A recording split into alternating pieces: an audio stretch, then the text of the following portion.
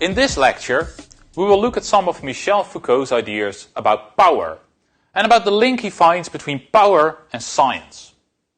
We will see that Foucault gives us a new way of thinking about power, a way which allows us to find power in places where we would have never expected to find it before, including in the university and in scientific knowledge itself. To understand Foucault's thinking, we will make a distinction between two kinds of power, repressive power and normalizing power. To think of power in terms of repression is the traditional way of thinking. Against that, Foucault suggests that most power, and indeed the most important kind of power in our modern society, doesn't repress at all. It works in a far subtler, less visible way. This power is what Foucault calls normalizing power. But let's start on the repressive side. When we think of someone who is exercising power, some of the images that may come up in our minds are these. A judge ordering a criminal to be locked up for 20 years. A country using its superior military to conquer another country. An angry boss telling his employee to do as he's told or get fired. And so on. When we think of power, we tend to think of violence, whether physical or mental, whether actual or only threatened. This is the idea of power as repression. You want to do one thing, but someone else uses their power to force you to do their bidding instead. Now, such power is undeniably effective, but there is also a sense in which in each of these cases, the need to apply power implies a failure. The state only has to lock up criminals if its laws have been broken. The bigger country only needs to go to the trouble of invading the smaller country if it has failed in other ways to make the smaller country do what it wants. And a boss who has to threaten his employees is not really in control. A boss who is really in control is obeyed without the need for threats. Repressive power then, while no doubt the most visible form of power, is also kind of second-rate. If you were really powerful, you wouldn't need to use it.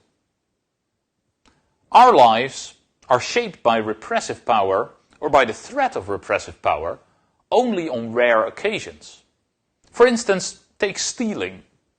Only a few of us actually go to jail for stealing.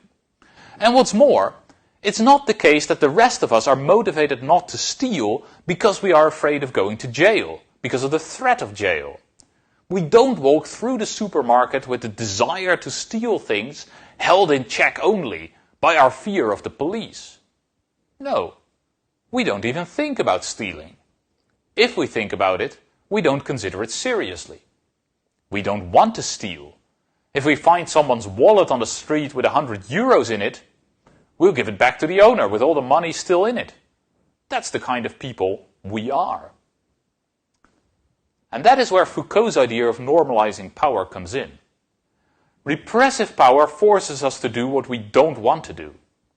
Normalizing power, on the other hand, makes us want to do what we have to do anyway.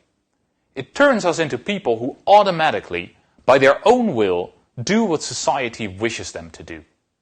If our parents, our schools and so on have been successful at teaching us not to steal, we are now the kind of people I just described. People who can't even imagine themselves stealing anything.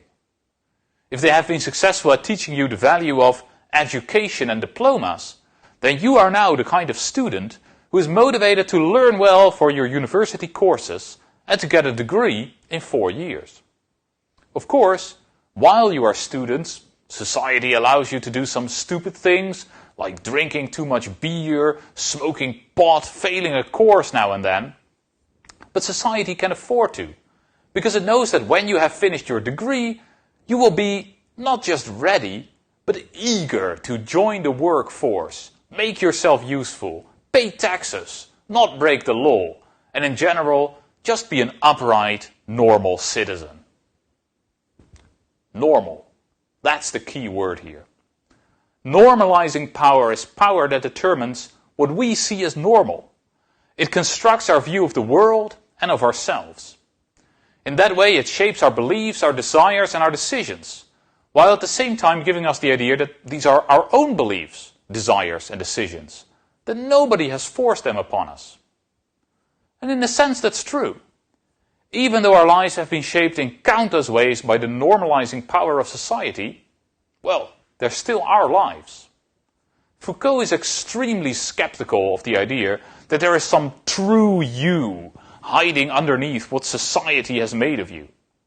Without society, you wouldn't be a person at all. All of us always are, and always will be, normalized to a very large extent. I said before that repressive power is in a sense second-rate. If you need to use force or threats to get people to do what you want, you're already solving a problem that ideally would never have arisen. Ideally, people would do what you want without threats. They would do what you want simply because they consider that the right thing to do. This, of course, is precisely what normalizing power accomplishes. Normalizing power is really first-rate power. The power that ensures that you and I don't have to be jailed, because we wouldn't steal anyway. The power that ensures that we do what our boss tells us, because we believe in hierarchy and perhaps desire to climb in that hierarchy and be bosses ourselves one future day. Foucault goes on to point out that while repressive power is often focused in very specific institutions and individuals, the police force, the army, the judge, the bosses, the politicians, normalizing power, on the other hand, is everywhere. The family is a source of normalizing power, and so is the school, the university, the hospital, the psychiatric clinic, and even the commercial break on television, which tells me that I should desire to smell of musk and ginger. If we want to understand how power works, these are the institutions that we need to analyze and understand. And a large part of Foucault's work is dedicated to doing exactly that. Two important things follow from Foucault's view. First, that power is not something that is wielded by a few powerful people at the expense of others. On Foucault's view, everybody is subjected to power. Society has given the employee an idea of how an employee should behave, but it has also given the boss an idea of how a boss should behave. The boss might have more repressive power than the employee, but both of them are equally subjected to normalizing power. And the same holds for everyone. Nobody is free. Second, it follows that scientific knowledge cannot be divorced from power. For one thing, the institutions which generate and spread scientific knowledge are themselves sources of normalizing power. A university education is turning the student into a person who thinks and acts in certain ways. And by the time you are a working scientist, you will have incorporated an entire way of thinking so deeply that you'll never get rid of it again. But perhaps even more importantly, scientific knowledge itself is an extremely important standard of normalization. Based on science, doctors get to decide whether I am sick or healthy, and thus whether it is normal for society to expect me to work for my money.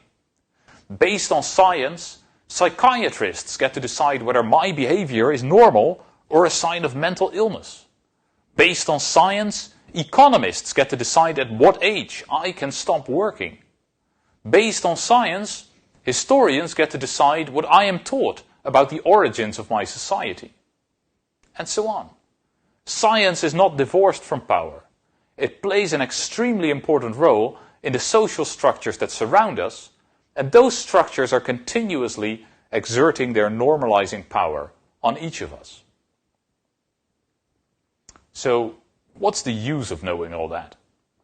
Again, Foucault doesn't believe that you can radically break from the ways you have been shaped by society, because then there would be nothing left.